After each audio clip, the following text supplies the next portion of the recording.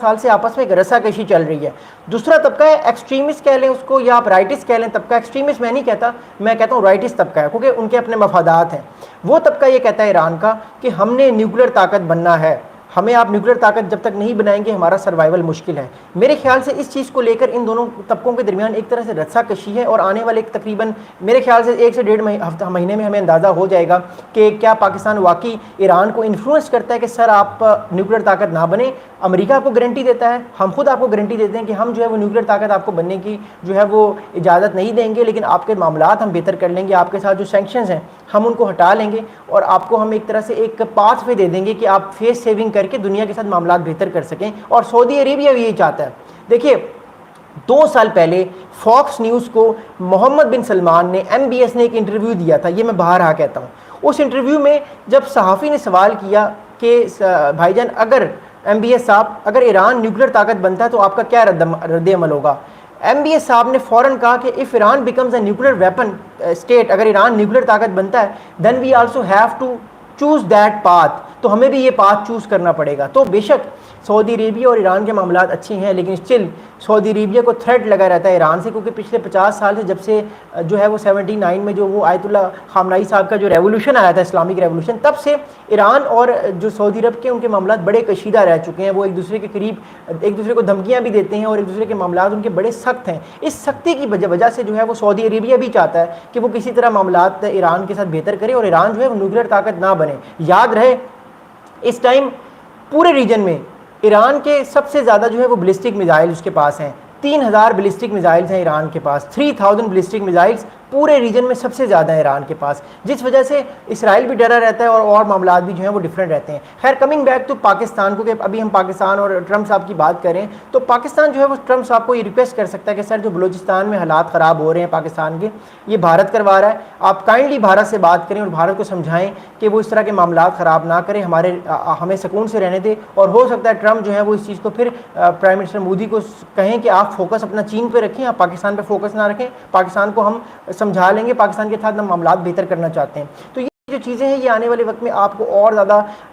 سنجیدہ نظر آئیں گی, اور زیادہ سخت نظر آئیں گی, کیونکہ جو ایک رسا کشی چل رہی ہے امریکہ اور چین کی, اس رسا کشی میں ہم پاکستان بھی شامل ہیں. اس بار اس رسا کشی میں جو ہے وہ بھارت بھی شامل ہے, کیونکہ جو پچھلی کولڈ وار ہوئی تھی, جو کولڈ وار 1.0 تھی, جس میں سوویت یونین اور پاکستان جو ہے سوویت یونین اور امریکہ ایک دوسرے کے خلاف تھے, اس میں پاکستان امریکہ کی طرف تھا فلی, اور بھارت وہ ایک نیوٹرل ملک تھا, وہ امریکہ کی طرف بھی تھا اور وہ سوویت یونین کی طرف بھی تھا, لیکن پاکستان جو تھا وہ کلیئرلی امریکہ کے کیمپ میں تھا. جو یہ نیو کولڈ وار اسٹارٹ ہوئی ہے, جس کو کہتے ہیں 2017 کے بعد ایک نئی سرد جنگ شروع ہوئی ہے امریکہ اور چین کے درمیان, جس میں چین اور امریکہ کا ایک سیکیورٹی کمپٹیشن چل رہا ہے, جس میں دونوں کے درمیان جنگ بھی ہو سکتی ہے. اس سیکیورٹی کمپٹیشن کے درمیان یا اس نئی سرد جنگ کے درمیان جو ہے وہ پاکستان کا جو ٹلٹ ہے وہ چین کی طرف ہے, لیکن پاکستان نے فلی طور پہ یہ نہیں کہا کہ ہم چین کی طرف ہی ہیں اور امریکہ کو ہم چھوڑ دیتے ہیں, نہیں, نہ ہمیں کرنا چاہیے, کیونکہ پاکستان کے یہ انٹرسٹ میں ہے کہ پاکستان جو ہے وہ دونوں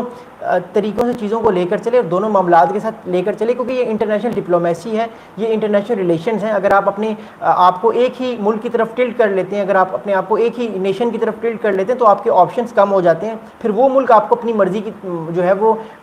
طریقے سے وہ چلاتا ہے. تو پاکستان کے لیے بڑا ضروری ہے کہ پاکستان اپنا خطے میں معاملات کو بہتر کرے, اور امریکہ اور چین دونوں کے ساتھ معاملات کو بہتر کرے, اور روس کے ساتھ بھی, رشیا کے ساتھ بھی پاکستان معاملات اچھے رکھے, کیونکہ رشیا بھی ایک گریٹ پاور ہے, اور رشیا جو ہے وہ پاکستان کے ساتھ معاملات وہ بھی بہتر چاہتا ہے. آپ کو نے دیکھا ہوگا کہ حال ہی میں صدر پیوٹن نے ریکگنائز کیا طالبان کی حکومت کو, جو اور پہلی کنٹری بنی 2021 کے بعد, 4 سال کے بعد پہلی بار کسی حکومت نے طالبان حکومت کو افغانستان میں ریکگنائز کیا ہے. ہو سکتا ہے اب کچھ دنوں میں چین بھی ریکگنائز کر لے, اور ہو سکتا ہے کچھ دنوں میں جو ہے وہ پھر پاکستان بھی ریکگنائز کر لے, کیونکہ چائنا پہ پاکستان کا بڑا انفلوئنس ہے اور پاکستان کے ساتھ تعلقات بہت بہتر ہیں. اچھا, دوسری آپ کو امپورٹنٹ چیز بتاتا ہوں میں,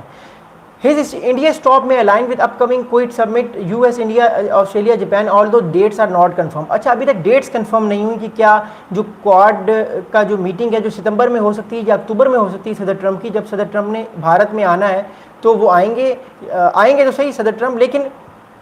ڈیٹس ابھی تک کنفرم نہیں ہوئی. تو میں یہ چیز آپ لوگوں کو بتانا چاہ رہا ہوں جو بڑی ضروری ہے. اگر ڈیٹس کنفرم ہو بھی جاتی ہیں, مثال کے طور پہ صدر ٹرمپ اگر ستمبر میں جو ہے وہ بھارت کا دورہ نہیں کرتے, اکتوبر میں بھی کرتے ہیں, تب بھی چانس ہے کہ وہ واپسی میں پاکستان آئیں گے. اب اچھا, پاکستان بھی کوشش کرے گا